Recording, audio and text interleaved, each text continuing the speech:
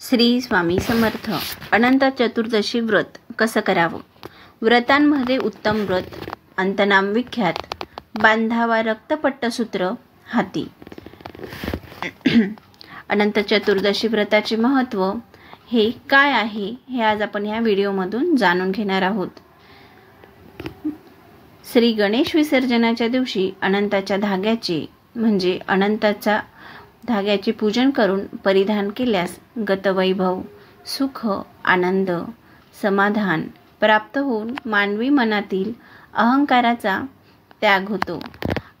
त्यासाठी पूजेचं साहित्य काय लागणार आहे तर अनंताचा धागा, 2 पाण्याने भरलेले कलश, गहू, 1 दर्भाची काडी, लाल कापड, 2 डिश घ्यायच्या आहेत चिपट असलेल्या, धूप, दीप, गंध, अक्षदा, हळदी, कुंकू, फुलं, पानं, पानांमध्ये औदुंबर, वड, पिंपळ, आंबा, जांभूळ, प्रत्येकी झाडाचे 2-2 पानं असावेत.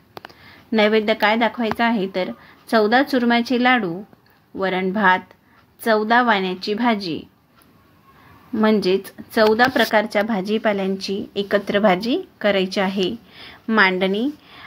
अनंत चतुर्दशीच्या दिवशी मांडणी कशी करावी तर अनंत चतुर्दशीच्या दिवशी देवघरात एक चौरंग मांडून त्याच्या अवतीभोवती रांगोळी काढावी. मग चौरंगावर लाल कापड अंथरावा.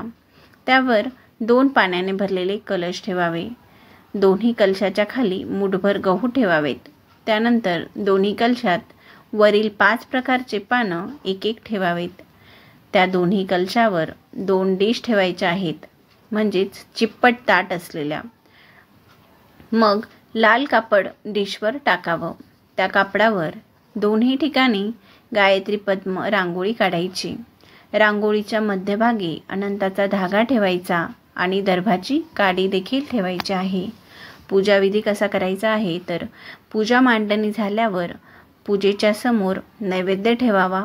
चुरम्याच्या लाडूंवर प्रत्येकी 1 तुपाची फुलवाट पेटवून ठेवायची आहे. मग गुरुचरित्राचा 43वा अध्याय वाचायचा आहे. अध्यायात सांगितल्याप्रमाणे पूजेचा उल्लेख केलेला आहे. तशा प्रकारे वाचन करता करता पूजन करायचं आहे. वाचन करताना जिथे पुरुष सूक्त म्हटलेलं आहे तेव्हा पुरुष सूक्त पठण करायचं आहे. सोबत पंचोपचार पूजा करून घ्यायची आहे.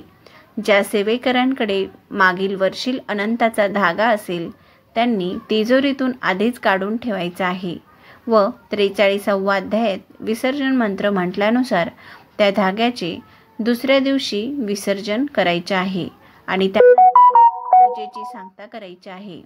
पूजन झाल्यावर दुसऱ्या दिवशी पूजा मांडणी उचलून घ्यायची आहे.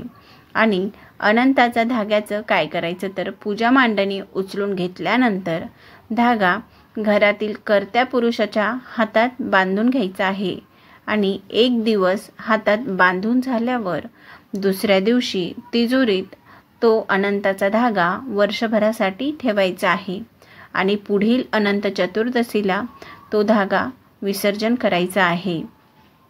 असं केल्याने आपल्या घरात सुख, शांती, समृद्धी सर्व हे येणार आहेत.